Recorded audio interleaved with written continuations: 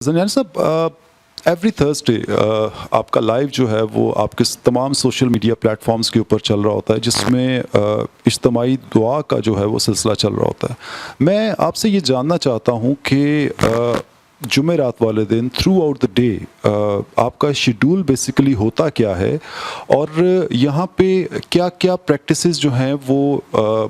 کی جا رہی ہوتی ہیں، اور اس کے بعد جو ہے وہ دعا کا عمل جو ہے وہ ہوتا ہے۔ تو بیسیکلی آپ کی اسٹرالوجی کی پریکٹسز جو ہیں وہ آلریڈی چل رہی تھی، یہ چیز آپ کے مائنڈ میں آئی کس طرح سے، اور exactly back of mind idea ہے کیا یہ سب کچھ کرنے کا؟ بالکل جی، بالکل میرے مائنڈ میں نہیں تھا، یہ بس بزرگوں کی جانب سے ایک اذن ہوا، میری دستار بندی ہوئی اور مجھے یہ کہا گیا کہ جہاں پہ میں اسٹرالوجی کی پریکٹسز کر رہا ہوں وہاں پہ لوگوں کی روحانی خدمات بھی کی جائیں۔ کاشان زنجانی راولپنڈی میں جمعرات کے روز دوپہر 2 بجے سے لے کے بعد از نماز مغرب یہاں پہ میں موجود ہوتا ہوں۔ یہاں پہ لوگ آتے ہیں اپنی دعاؤں کے لیے، ان کے جو بھی پرابلمز ہوتے ہیں، ان کے جو بھی روحانی مسائل ہیں اس کو ایڈریس کیا جاتا ہے، اور اس کے مطابق جو بھی ٹو دا پوائنٹ اس کا سلوشن ہوتا ہے، روحانی حل ہوتا ہے، وہ ان کو بتایا جاتا ہے، گائیڈ کیا جاتا ہے۔ اور خاص طور کے اوپر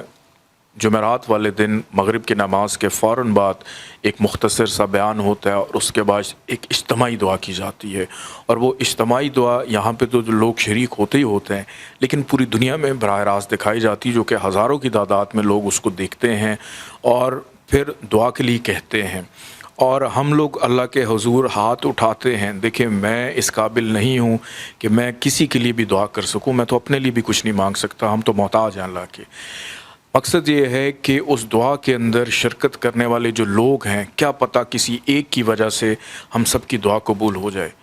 اس دن لکھا تھا کہ اس ایک شخص کی وجہ سے سب کی دعا قبول ہونی ہے، تو ہم اس اجتماعیت کو فروغ دیتے ہیں، بھائی چارے کو فروغ دیتے ہیں کہ لوگوں کی فلاح کے لیے جتنا بہتر سے بہتر ہو سکے اس دن اللہ کے حضور گڑ گڑا کے دعا کی جاتی ہے۔ اور میں نے دیکھا ہے کہ ابھی تک ہماری جو جمعرات کی دعائیں ہوئی ہیں، اللہ پاک نے بڑا کرم کیا ہے کہ جو لوگ پہلے دن آئے تھے اللہ پاک نے ان کے لیے بھی آسانیاں پیدا کی ہیں، اور ان کی وجہ سے اللہ پاک ہمارے لیے بھی آسانیاں پیدا کر رہا ہے۔